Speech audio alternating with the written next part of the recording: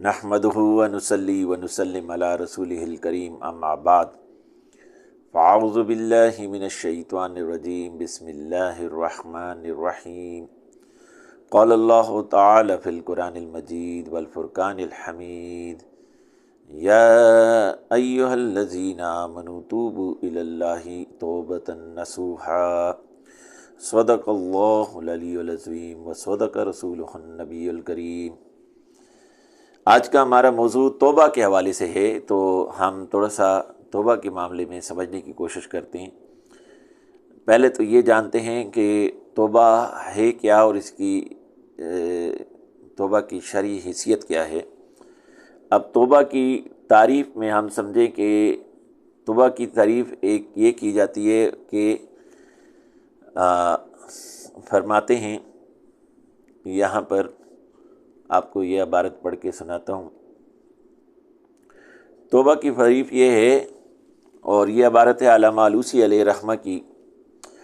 تفسیر روح المعانی جلد 28 صفحہ 158 میں،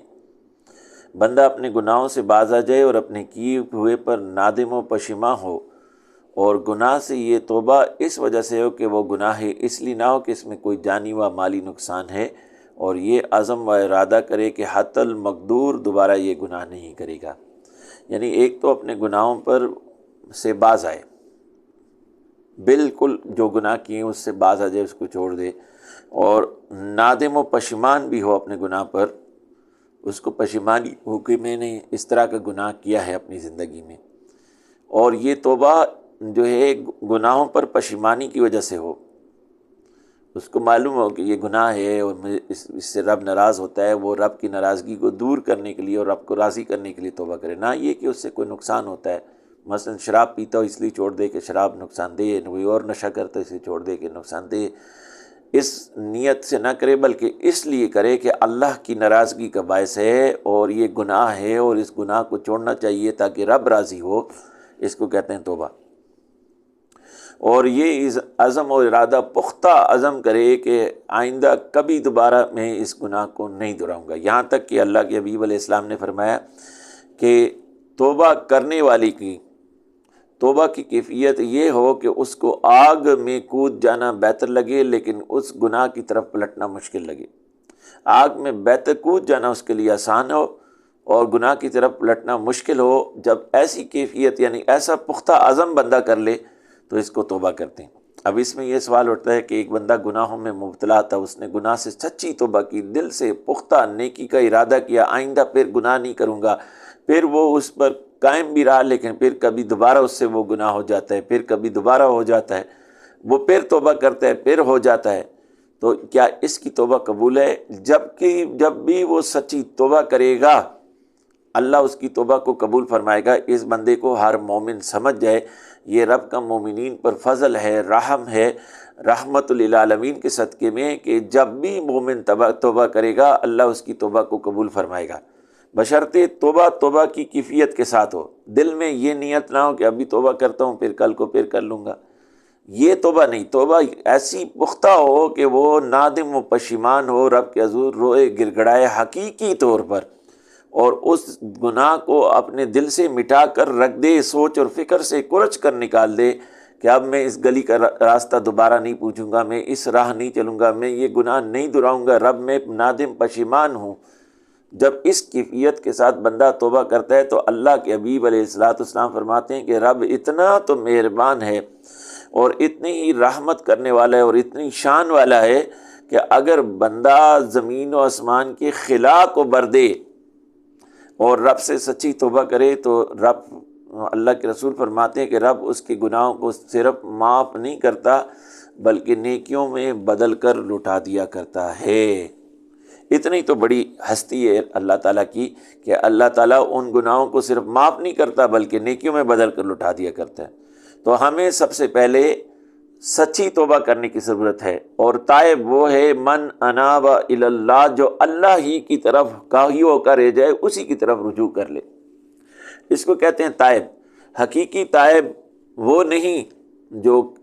ایک گناہ چھوڑے اور 10 اور کرتا ہو، حقیقی تائب وہ ہے جو گناہوں کی زندگی کو خیر بات کہہ کر اس کو مکمل طور پر چھوڑ کر اللہ کی راہ کو اپنا لے اور اللہ کی راہ کا اور اللہ کی محبت کا سالک بنے، اس کو کہتے ہیں تائب۔ اس لیے اللہ تعالیٰ نے اپنے پاک کلام میں فرمایا یا ایھا الذین آمنوا توبوا الی اللہ توبۃ نصوحا، اے لوگوں جو ایمان لائے ہو اللہ سے توبہ کرو سچی نصوح والی توبہ۔ اب یہ نصوح والی توبہ کیا ہے، اس کے بارے میں مفسرین فرماتے ہیں، شیخ سعدی علیہ رحمہ نے اس کی تفسیر میں ایک خوبصورت واقعہ بھی لائے ہیں، دیگر مفسرین نے بھی لکھا کہ نصوح پچھلے دور میں ایک فرد کا نام تھا جس نے جو ایک شہزادی کے عشق میں مبتلا ہو گیا، اور اس نے اس کا مصاحب بننا اس طرح سے چاہا کہ لونڈی کنیز کا روپ دار کے وہ شہزادی کی صحبت اختیار کرنے لگا اور شہزادی کی قربت میں رہتا۔ ایسے میں ایک دن شہزادی کی انگوٹھی گم ہو گئی اور تمام کنیزوں کو، خادماؤں کو قطار میں کھڑا کر کے ان کی تلاشی شروع ہو گئی۔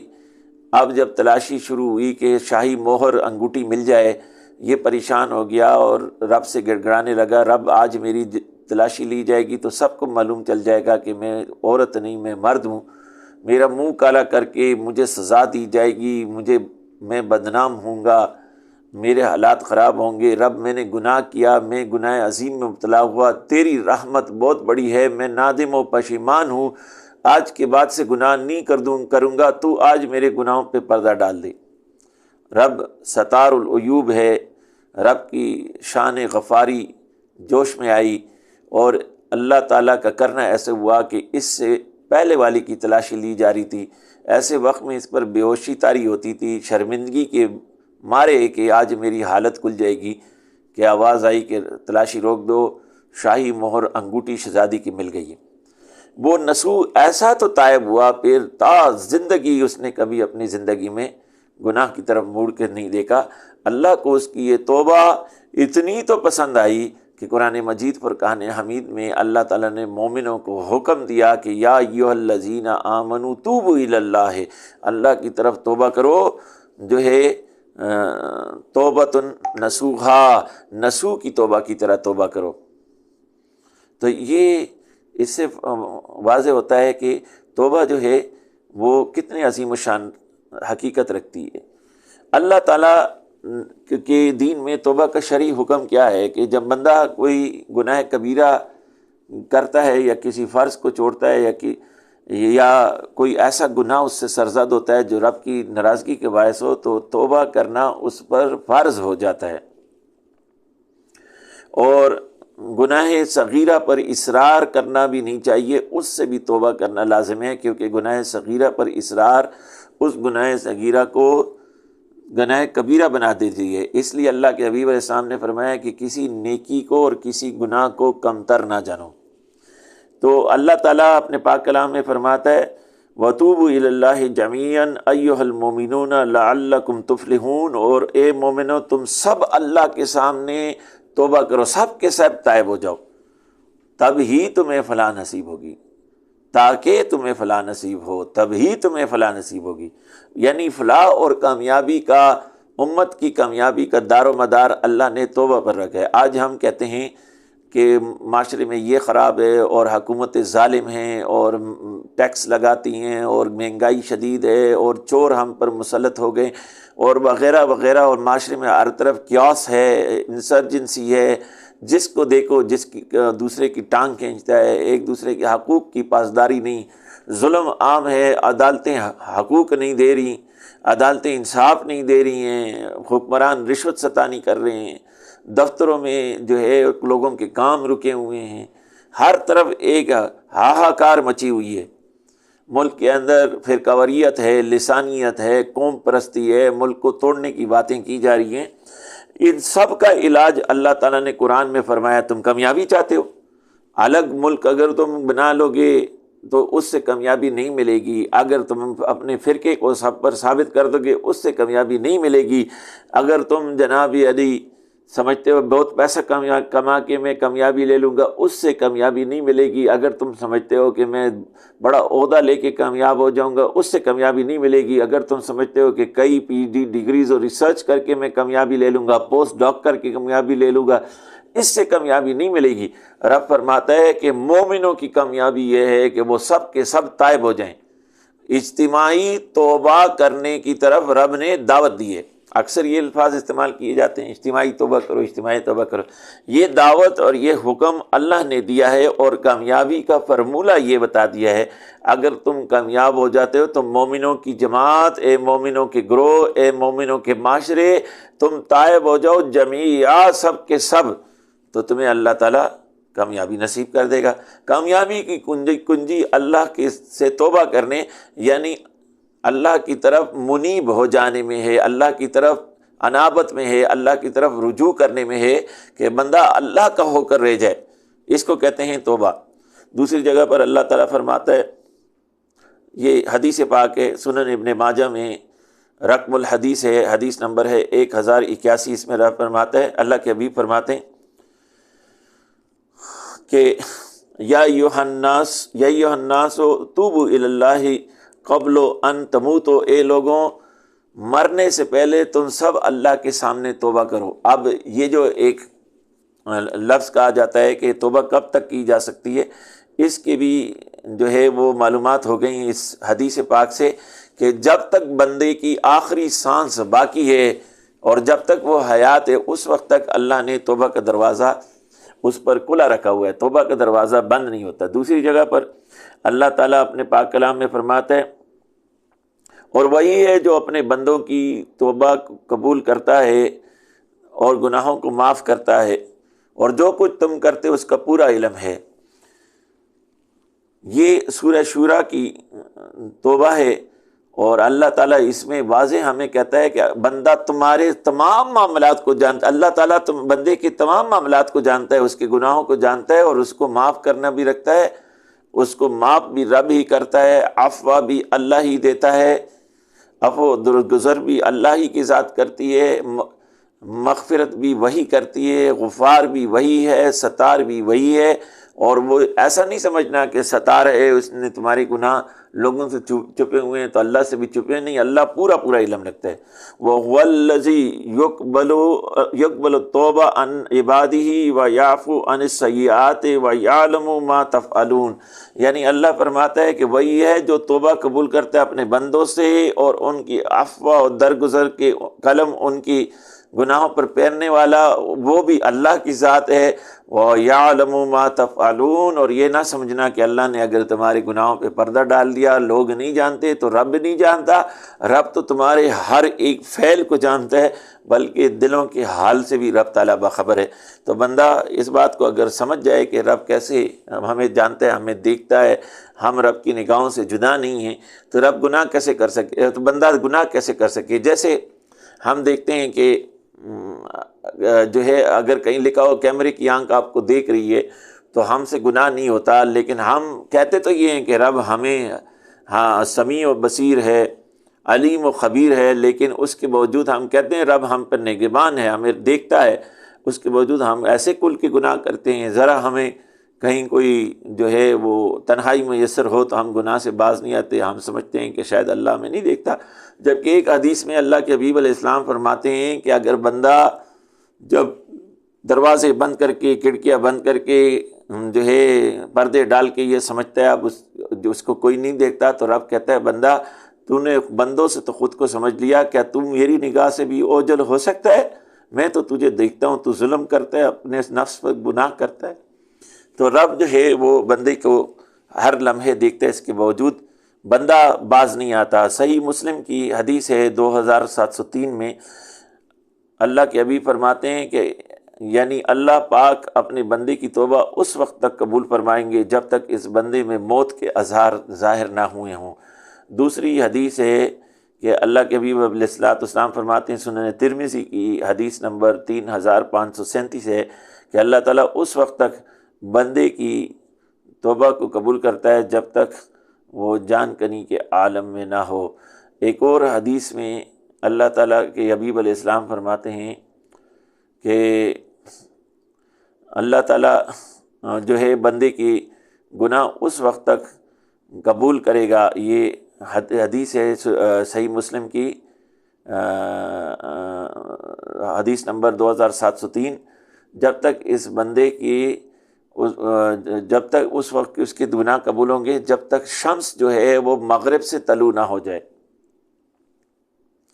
اور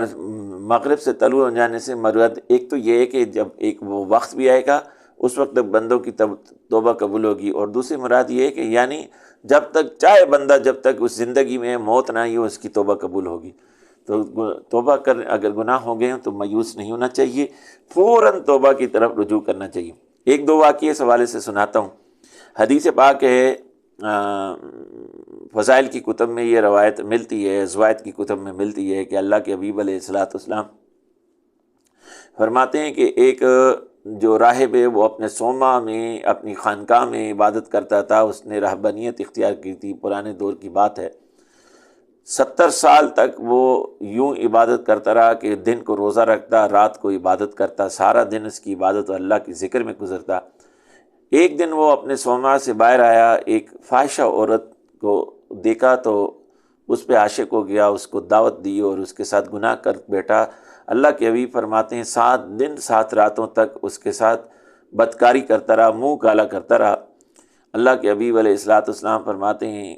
7 دن 7 راتوں کے بعد جب اس کی خواہش سرد پڑ گئی تو اب اس کو احساس ہوا، وہ رب سے رونے لگا، گڑ گڑانے لگا، توبہ کرنے لگا، پشیمان ہوا۔ اس پشیمانی کے عالم میں وہ اپنے صومعہ سے نکل گیا، چلتے چلتے ایک ایسی جگہ پر پہنچا جہاں کوئی 19 کے قریب فقراء موجود تھے۔ یہ ان فقراء کی صحبت میں بیٹھ گیا، ان مساکین کے ساتھ بیٹھ گیا۔ وہاں رات کو اہل خیر میں سے ایک فرد آیا، اندھیرے کے اندر اس نے روٹیاں بانٹنی شروع کیں۔ یہ 20واں بیچ میں موجود تھا، ایک روٹی اس کو بھی مل گئی، اب ایک روٹی کم ہو گئی۔ اس شخص نے کہا کہ اگر کسی نے 2 روٹیاں لے لی ہوں، کیونکہ میں 19 افراد کو گن کے 19 روٹیاں لایا تھا، تو اپنے بھائی کا حق واپس کر دے۔ پھر جب کہ کوئی نہ بولا تو اس نے کہا کہ یا اللہ تو جانتا ہے کہ رات کے اس پہر میں یہ قوت نہیں رکھتا کہ میں ایک روٹی کا اور بندوبست کر سکوں۔ یہ کہہ کے وہ بندہ تو وہاں سے چلا گیا۔ اب یہ رونے لگا، او ظالم، پہلے 70 سال کی عبادت کو 7 دن 7 راتوں میں بدکاری کر کے منہ کالا کر کے گنوا دیا۔ پہلے اپنے نفس پر ظلم کیا، اب کسی اور کے حق کو مارتا ہے تو رب کو کیا جواب دے گا؟ 3 دن 3 راتوں کا بھوکا، اس نے وہ روٹی اس فرد کو واپس کر دی جس کو روٹی نہ ملی تھی، اور ایک کونے میں بیٹھ کے اللہ کے حضور گڑ گڑانے لگا، رونے لگا، یہاں تک کہ اس کی روح پرواز کر گئی۔ اللہ کے حبیب فرماتے ہیں رب نے اس کی توبہ کو قبول فرما دیا۔ اب آپ دیکھیے توبہ کی اس روایت سے یہ معلوم چلتا ہے، دیگر روایت سے بھی معلوم چلتا ہے کہ توبہ کئی قسم کی ہے۔ ایک تو وہ جو اللہ کے حقوق بندے نے ادا کرنے میں کوتاہی کی ہو، دوسرے وہ جو اپنے نفس پر ظلم کر بیٹھا ہو، تیسرا یہ کہ کسی اور نفس پر ظلم کر بیٹھا ہو۔ جب اللہ کے حقوق کی ادائیگی میں غفلت کی ہو تو پھر اس کو چاہیے کہ رب سے سچی توبہ کرے اور ان حقوق کو ادائیگی کی طرف توجہ دے۔ نمازیں قضا ہوئی ہیں تو نمازوں کو توبہ بھی کرے اور قضا ہونے پر اور ان کی قضا بھی لٹائے۔ روزے قضا کیے تو ان کی توبہ کرے، قضا بھی لٹائے۔ زکوٰۃ قضا کیے تو زکوٰۃ کی توبہ بھی کرے اور زکوٰۃ ادا بھی کرے۔ حج اگر فرض ہو چکا ہے تو حج کو ادا کرے، اور اگر غفلت کی وجہ سے حج کی استطاعت ہوتے ہوئے ابھی تک نہ گیا تو اس پر توبہ بھی کرے۔ لیکن اگر اس کے علاوہ بندہ نے اپنے نفس پر ظلم کر دیے، شراب پی، بدکاری کی، نگاہ غلط اٹھائی، کوئی اور غلط کام کیا، تو اس نے اپنے نفس پر ظلم کیے تو ان کی بھی رب سے توبہ کرے اور ان گناہوں کو دوبارہ دہرانے سے پختہ ارادہ کرے کہ دوبارہ ان کو نہ دہرائے گا، ایسے کہ اس گناہ کی طرف جانا اس کو آگ میں کود جانے سے مشکل لگے۔ اور پھر تیسرا یہ کہ کسی اور کے حق کو مارا ہو، اس کے لیے حکم یہ ہے کہ جس کا حق ہے اس کے حق کو لٹائے۔ اگر چغلی کی ہے تو چغلی کرنے والے سے حق معاف کرے، اس کو بتائے بھی کہ میں نے تیری یہ چغلی کی ہے۔ غیبت کی ہے تو غیبت کرنے سے والے سے غیبت کو معاف بھی کرے، لیکن پہلے اس کو بتائے کہ میں نے تیری یہ غیبت کی ہے تاکہ اس کو اپنا نقصان معلوم ہو، پھر اس سے وہ اس کو معاف کرے تو اس کی معافی قابل قبول ہوگی، پھر رب سے وہ توبہ کرے۔ اس طرح کسی کو دھکا دیا، کسی کو گالی دی، کسی کے ساتھ تکبر سے پیش آیا، کسی پر ظلم کیا، کسی کو مارا پیٹا، کسی کی ماں بہن کو غلط نگاہ سے دیکھا، کسی کی عزت پر ہاتھ ڈالا، یہ سارے گناہ جو ہم روز ہزاروں کے حساب سے کرتے ہیں، ان سب کی توبہ کرنے کی ضرورت ہے۔ اور اللہ کے حبیب علیہ الصلاۃ والسلام کے دین کے اندر یہ حقوق العباد کی مشکل یہی ہے کہ بندہ اس سے یہ گناہ ہوتے رہتے ہیں اور پھر اس کو یاد بھی نہیں ہوتے کہ کس کس کے ساتھ میں نے یہ معاملہ کیا ہے۔ بہنوں کا حق مارا ہے تو واپس کرو، بھائیوں کا حق مارا ہے تو واپس کرو، چچا زادوں کا حق مارا ہے تو واپس کرو، ماموزادوں کا، چچوں کا، والدین کا، اولاد کا، استاد کا، جس کا حق مارا ہے اس کو واپس کرنا ہوگا۔ نہیں واپس کیا تو رب اس کو ہی پکڑ کرے گا۔ اس کی توبہ کرنا مومن پر واجب ہے، اور ان بندوں کو ان کو حق لٹائے، ان سے معاف کرائے حق، اور پھر رب کے حضور گڑ گڑائے توبہ کرے تو اللہ اس کی توبہ کو قبول کرتا ہے۔ لیکن ہوتا یہ ہے کہ ہم نے لاکھوں گناہ کیے ہیں اس طرح کے حقوق کے حوالے سے، ہمیں یاد بھی نہیں کہ کب کیے ہیں، کہاں کیے ہیں، کس طرح کیے ہیں۔ تو اس کے حوالے سے ایک دو احادیث ہیں۔ اللہ کے حبیب علیہ السلام نے صحابہ سے پوچھا، اے میرے صحابہ تم جانتے ہو مفلس کون ہے؟ صحابہ نے کہا اللہ کے رسول صلی اللہ علیہ وسلم، اللہ اور رسول بہتر جانتے ہیں۔ پہلے کہا مفلس وہ ہیں جن کے پاس مال نہ ہو، اللہ کے حبیب علیہ السلام نے فرمایا نہیں، تو کہا اللہ اور رسول بہتر جانتے ہیں۔ اللہ کے رسول علیہ الصلوۃ والسلام نے فرمایا مفلس وہ ہے جو بروز قیامت رب کے حضور پیش ہوں گے اور ان کی نیکیاں کم ہوں گی، گناہ زیادہ ہوں گے، اور ابھی وہ پریشان کھڑے ہوں گے کہ ایک فرد آئے گا اور وہ کہے گا یا اللہ اس نے مجھے دھکا دیا تھا، رب کہے گا میرا بندہ سچ کہتا ہے، فرشتوں اس کی اتنی نیکیاں لے کے اس فرد کو دے دو۔ پھر دوسرا بندہ آئے گا، وہ کہے گا اس نے مجھے گالی دی تھی، پھر اس کی نیکیاں دی جائیں گی۔ پھر تیسرا بندہ آئے گا، وہ کہے گا مجھ پر ظلم کیا تھا، کہ وہ کہے گا میری چغلی کی تھی، میری غیبت کی تھی۔ اس طرح ایک قطار لمبی جو ہے وہ آتی جائے گی، سینکڑوں ہزاروں لوگ ہوں گے جن کی اس نے جو ہیں وہ حقوق مارے ہوں گے۔ اللہ کے حبیب علیہ الصلوۃ والسلام فرماتے ہیں کہ جب وہ یہ اس حالت کیفیت کو دیکھے گا، اس کی حالت یہ ہو جائے گی، اس کی نیکیاں ساری ختم ہو جائیں گی،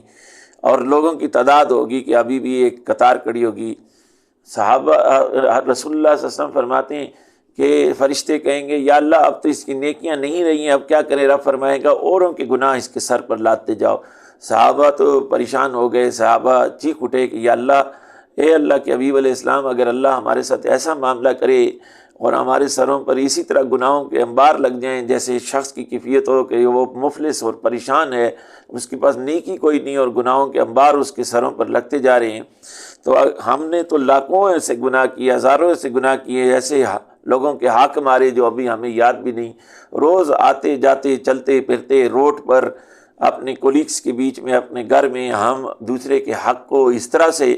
غصب کرتے ہیں، اور اتنا زیادہ اس میں ہم مصروف ہیں کہ جناب اس سے اتنا تو ہم پانی نہیں پیتے، اتنی تو ہم نیند نہیں لیتے، اتنی تو ہم سانسیں نہیں لیتے، جتنی تعداد میں ہم نے لوگوں کے حقوق مار رکھے۔ تو اب اس کا کیا ہوگا؟ تو مسلم شریف کی ایک حدیث ہے، وہ یہیں پر قطع ہوتی ہے کہ یہ مفلس ہے، لیکن اس کا جواب ترمذی کی ایک روایت میں ہے کہ اللہ کے حبیب سے صحابہ نے یہ سوال کیا جو میرے اور آپ کے ذہن میں سوال اٹھا کہ ہم تو لاکھوں افراد کی گناہ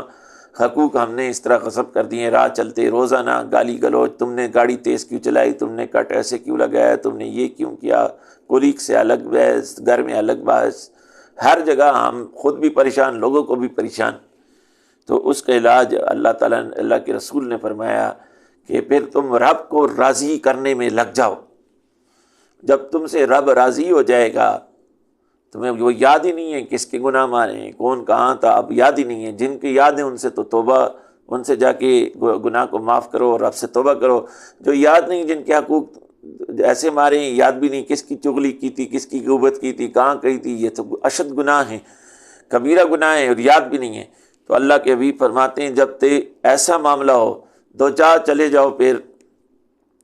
اور رب کو راضی کرو، رب کی رضا میں لگ جاؤ، رب کی رضا کے حصول میں لگ جاؤ۔ جب رب تم سے راضی ہو جائے گا، بروز قیامت جب بندہ فریاد کرے گا، اللہ فرمائے گا کہ اے میرے بندے، اگر تو میرے اس بندے کو جس سے میں راضی ہوں اگر اس کو معاف کر دے، تجھے جنت میں فلاں مقام دیتا ہوں۔ اس کو جنت کا مقام دکھائے گا۔ جب وہ دیکھے گا مجھے جنت میں یہ مقام ملے گا، وہ کہے گا ایسا کون بندہ ہوگا جو پھر اس بندے کو معاف نہ کرنا چاہے گا؟ وہ کہے گا رب مجھے تو میرا حق مل گیا، اس سے بہت زیادہ تو نے عطا فرمایا، تیری رحمت کا صدقہ مجھے عطا ہوا، رب میں اس کو معاف کرتا ہوں۔ اس طرح اللہ تعالیٰ اس کی جرم کی ادائیگی رب کر دے گا، اور اپنے اس بندے کو جس سے رب راضی ہو چکا اس کو اللہ تعالیٰ معاف کر دے گا۔ ہمارے علماء اکرام نے بڑی پیاری بات کی ہے۔ بہت سے لوگوں سے آج کل والدین اس دنیا سے ناراض چلے جاتے ہیں، بڑی وجوہات ہوتی ہیں۔ اللہ کے حبیب علیہ الصلوۃ والسلام فرماتے ہیں کہ جس کے والدین جو ہیں ناراض ہوں، ان سے رب ناراض ہوتا ہے۔ اس کے لیے ہمارے علماء اکرام نے یہ طریقہ کار بتایا ہے کہ اگر والدین ناراض چلے جائیں، مشائخ نے یہ طریقہ بتایا ہے، تاریخ میں محدثین نے یہ طریقہ بتایا ہے، تو بندے کو چاہیے کہ ان کے لیے زیادہ سے زیادہ اصال ثواب کر کے ہدیہ تحفہ کرے، ان کو اصال ثواب کرے۔ جب یہ تحفے ان کے پاس پہنچیں گے، ان کے حق میں دعائیں کرے گا، ان کے لیے اصال ثواب کرے گا، ان کے درجات بلند ہوں گے، تو وہ یہ والدین راضی ہو جائیں گے۔ راضی ہو جائیں گے تو پھر اللہ تعالیٰ سے تمہارے حق میں دعا کریں گے، اور رب تعالیٰ جو ہے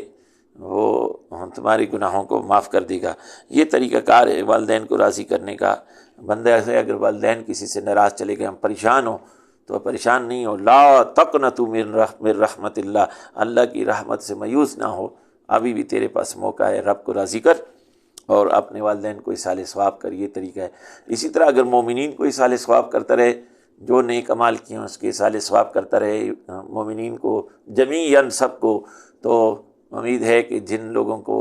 حق مارے ہیں وہ ان کے درجات بلند ہوں گے، تو یہ بھی ان سے معافی کی حصول کا ایک طریقہ کار ہوگا۔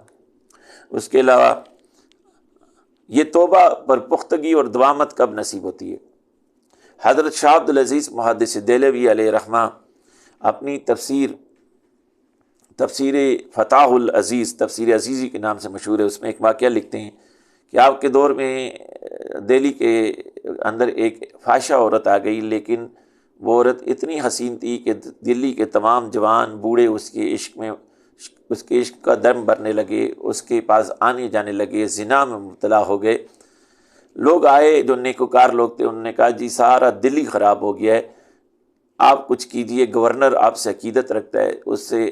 آپ سفارش کریں کہ اس عورت کو یہاں سے کہیں اور بھیج دے، یہاں سے نکال دے۔ آپ گورنر کے پاس گئے، لیکن اس کی کیفیت دیکھی تو واپس آئے اور اپنے ان شاگردوں سے، ان نیک لوگوں سے کہا، صالحین سے کہا، اہل علاقہ کے کہ دلی والوں سنو، لگتا ہے کہ گورنر بھی اس کی محبت میں مبتلا ہے، اس نے میری بات پر توجہ نہ دی، آؤ مل کر رب کے حضور دعا کرتے ہیں کہ اس سے بڑی ذات کوئی نہیں ہے۔ سب نے ہاتھ اٹھائے، رب کے حضور دعا کی۔ اس خدا کے کامل ولی شاہ عبدالعزیز کو دعا کرنا اور ان صالحین نیکوکار لوگوں کو، اولیاء اللہ کا دعا کرنا رب کی برگاہ میں ایسے قبول ہوا۔ شاہ عبدالعزیز محدث دہلوی علیہ فرماتے ہیں کہ ان مومنوں نے، صالحین نے دعا کی تو ہوا یہ کہ اللہ کا کرنا، ایک دن اس گلی میں، جس گلی میں عورت کا بالا خانہ تھا، اور گرمی کی، شدید گرمی کی دوپہر تھی، جس نے لاہور کے حال دیکھے ہوں جون جولائی میں تو وہ دلی کا حال سمجھ سکتا ہے کہ دلی لاہور سے بہت دور نہیں۔ تو اس گرمی کی دوپہر میں وہ کھڑکی سے جھانک رہی تھی کہ کوئی گاہک ملے تو اس کو اشارہ کروں اور اس کے ساتھ بدکاری کروں اور کچھ حرام رزق کماؤں۔ کیا دیکھتی ہے کہ نیچے ایک بابا جی بیٹھے ہیں اور سر پہ امامہ ہے، چادر ہے، نگاہ جھکا کر گرمی کی دوپہر میں جو ہے دیوار کے سائے میں بیٹھے ہوئے ہیں۔ اس نے سوچا کہ بابا کو پیاس لگی ہوگی۔ شاہ عبدالعزیز فرماتے ہیں کہ مٹی کے مٹکے سے، اس وقت مٹی کے مٹکے ہوتے تھے، ٹھنڈا پانی اس میں سے لیا مٹی کے پیالے میں، اور ایک بڑی ساری چادر خود کے گرد لپیٹ کر وہ نیچے اتر آئی، اور نیچے اتر کر جب اس نے اس بابا جی کو جو ہے اس کو پانی پیش کیا، کہا بابا جی گرمی بہت ہے، پانی پی لیجیے، آپ کو پیاس لگی ہوگی۔ تو شاہ عبدالعزیز فرماتے ہیں کہ اس بابا نے نگاہیں جھکائے وہ پیالہ لیا، اس کو پیا، بسم اللہ الحمدللہ بسم اللہ الحمدللہ 3 سانسوں میں پی کر اس کو لٹاتا ہے، نگاہیں جھکائے، ہاتھ کو اوپر اٹھا کے پیالیاں اس کو دیتا ہے، اور پھر پیالی دے کے رب سے دعا کرتا ہے کہ اللہ تجھ پر کرم فرمائے، اللہ تجھ پر رحم فرمائے۔ یہ کہہ کے وہ عورت کہتے ہیں گھر میں داخل ہوئی، ایسے تو اس پر رب کا فضل ہوا کہ اللہ تجھ پر فضل کرے، اللہ تجھ پر کرم کرے، کہ وہ گھر میں داخل ہوئی تو حضرت شاہ عبدالعزیز فرماتے ہیں کہ پھر مرنے تک اس کے تن کے کپڑوں پر بھی کسی کی نگاہ نہ پڑی، ایسے تو وہ پردہ دار اور نیکوکار ہو گئی۔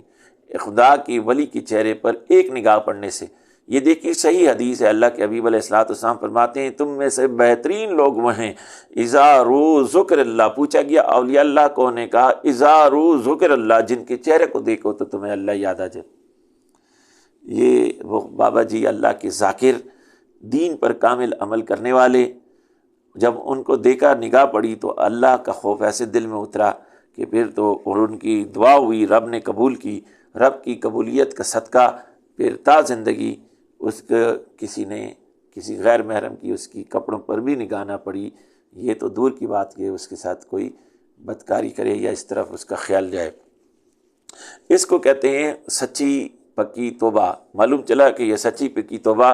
اولیاء اللہ، خدا کے نیک بندوں کی صحبت سے ملتی ہے۔ اس لیے اللہ تعالیٰ نے اپنے پاک کلام میں فرمایا یا ایھا الذین آمنوا اتقوا اللہ وکونوا مع الصادقین، اے لوگوں جو ایمان لائے ہو تقوی اختیار کرو اور میرے سچے بندوں کے ساتھ ہو جاؤ۔ تو یہ راہ ہم نے بھی اپنانی ہے، ہم نے کوشش کرنی ہے۔ ایک واقعہ ایک بزرگ کا، ایک بزرگ نے شیطان سے پوچھا کہ اے شیطان تو کب پریشان ہوتا ہے؟ اس نے کہا جب کوئی گناہ کرتا ہے، کوئی نیکی کرتا ہے تو کوئی گناہ کرتا ہے تو وہ تو میرا دوست ہوتا ہے، میں خوش ہوتا ہوں۔ جب کوئی بندہ نیکی کرتا ہے تب بھی میں پریشان نہیں ہوتا۔ تو اس نے کہا وجہ کیا؟ کہا وجہ یہ کہ بندہ جب نیکی کرتا ہے تو میرے پاس ایسے طریقے ہوتے ہیں کہ اس کو نیکی برباد گناہ لازم، وہ جب اپنے مثلا راہ چلتے کسی نے 20 روپے کسی کو دیے اور مانگنے والے کو 20 روپے دیا، کسی کی مدد میں دیے، تو فوراً اس کے ذہن میں پہلا خیال جو شیطان ڈالتا ہے وہ یہ کہ 20 روپے کیوں دیے، 10 دے دیتے، بخل کا خیال آتا ہے۔ دوسرا قدم اٹھاتے ہیں تو دوسرا خیال ہے کہ دائیں بائیں دیکھتا ہے کہ اور لوگوں نے بھی دیکھا ہوگا۔ اب اس کے دل میں عجب پیدا ہوتا ہے اور یا کی کیفیت پیدا ہو جاتی ہے، تکبر پیدا ہوتا ہے۔ وہ تکبر کہتا ہے کہ آج تو بڑا کام کر دیا، اب ریا کرتا ہے، لوگوں کو بتاتا پھرتا ہے۔ ہم نے آپ نے سنا ہے کچھ لوگ ایسے کہتے ہیں، ہم میں سے بعض اوقات ایسے اظہار کرتے ہیں کہ رات کو میں اٹھا تو سردی بھی تھی اور پانی بہت ٹھنڈا بھی تھا، لیکن میں نے پھر بھی جو ہے اس تہجد کو ادا کرنا ضروری سمجھا۔ میں نے کہا کہ میں تہجد تو ضرور کروں گا، حالانکہ تہجد نفل ہے اور اس کو چھپانے کا حکم ہے، لیکن اس نے لوگوں پر ظاہر کر کے اپنے عمل کو ضائع کر دیا۔ تو اس طرح سے اپنے عمل کو بندہ ضائع کر دیتا ہے، میں اس کی نیکی کو برباد کر کے گناہ بنا دیتا ہوں۔ کہا پھر تم کب پریشان ہوتے ہو؟ کہتے ہیں جب وہ کسی نیک صحبت میں، کسی عالم ربانی کی صحبت میں، عالم دین متقی پرہیزگار کی صحبت میں بیٹھتا ہے، کسی خدا کی ولی کی صحبت میں بیٹھتا ہے اور پھر اس کی باتیں سن کر اس کے دل میں موت کا خوف آتا ہے، اللہ کا خوف آتا ہے، موت کی تیاری کی فکر ہوتی ہے اور وہ اپنے آنکھوں سے آنسو بہا کر رب کے حضور روتا ہے۔ ابھی ایک آنسو تو نکلا نہیں ہوتا، اللہ اس کی دل کی کیفیت کو جان کے اس کو نہ صرف معاف کرتا ہے، اس کی تمام گناہوں کو نیکیوں میں بدل کے لوٹا دیتا ہے۔ کہتے ہیں اس دن میں پھر سر میں خاک ڈالتا ہوں اور پریشان ہوتا ہوں۔ تو بزرگ نے کہا پھر تم اس بندے سے کیا مایوس ہو جاتے ہو؟ اس نے کہا نہیں، پھر میں اپنے چھیلے اس کے دائیں بائیں لگا دیتا ہوں کہ وہ پھر اس صحبت میں دوبارہ نہ جائے جو صحبت اس کے دل کے اندر اللہ کی محبت کی کیفیت پیدا کرے۔ اس لیے اللہ کے نبی علیہ السلام نے فرمایا الصحبہ مؤثرہ لو کان ساعہ، صحبت اثر رکھتی ہے چاہے ایک گھڑی کی۔ اللہ کے حبیب علیہ السلام نے فرمایا کسی کو اپنا راہبر اور رہنما بنانے سے پہلے یہ جان لو کہ بندہ اپنے دوست، اپنے راہبر، اپنے ہمراہی کی دین پر ہوتا ہے۔ اس لیے جب تم کسی کو اپنا ہمراہی کا اپنا راہبر رہنما بناؤ تو پہلے اس کو پرکھ لو کہ وہ کتنا متقی و دین پر عامل ہے، اس کو جاننا ضروری ہے۔ اب یہ اس بات سے یہ معلوم ہوئی کہ توبہ کامل بہت ضروری، انسان پر سب سے بڑا جو فرض ہے اور پہلا جو قدم ہے اللہ کی طرف جانے کا، اللہ کی طرف رجوع ہونے کا، وہ پچھلے گناہوں سے کی زندگی سے توبہ کرنا ہے، اس کے بعد ہی آگے بڑھے گا۔ ہم توبہ کیے بغیر ذکر کرتے ہیں، ہم توبہ کیے بغیر دعا کرتے ہیں، ہم توبہ کیے بغیر عبادات کرتے ہیں، نوافل پڑھتے ہیں، ہم توبہ کیے بغیر خاص راتوں کو تلاش کرنے کی کوشش کرتے ہیں، ہم توبہ کیے بغیر کسی پیر کی دعا سے بخشے جانا چاہتے ہیں، کسی بزرگ کی، کسی ولی کی دعا سے بخشے جانا چاہتے ہیں۔ رب کرم کرے تو یہ سب ممکن ہے، لیکن حقیقت یہی ہے کہ رب کی جو سنت ہے اور رب کی جو راہ ہے وہ یہی ہے کہ بندہ پہلے سچی توبہ کرے، کہ اللہ کے حبیب فرماتے ہیں کہ جب بندے نے توبہ نہیں کرتی کی ہوتی، ذکر کرتا ہے، دعا کرتا ہے، اللہ حکم فرماتا ہے اس کی عبادات کو، اس کی ذکر کو، اس کی دعا کو، اس کے نیک اعمال کو کالے کپڑے میں لپیٹ کر اس کے منہ پہ مار دو کہ یہ مجھ سے توبہ نہیں کرتا اور پھر مجھے یاد کرتا ہے، تو رب کو تو اتنا ہی یہ کام برا لگتا ہے، اتنا تو رب اس سے ناراض ہے کہ بندہ توبہ کیے بغیر رب کی طرف چہرہ کرے۔ تو بندے کے لیے پہلا عمل یہ ہے کہ وہ سچی توبہ کرے۔ پھر سچی توبہ پر دعامت کے لیے ضروری ہے کہ کسی خدا کے ولی کی صحبت کو اختیار کرے۔ انشاءاللہ اس موضوع پر ایک اور پروگرام بھی کریں گے اور چند اور واقعات اور باتیں بھی آپ کے سامنے رکھیں گے۔ اب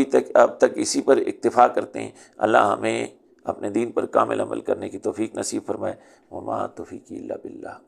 السلام علیکم ورحمۃ اللہ وبرکاتہ۔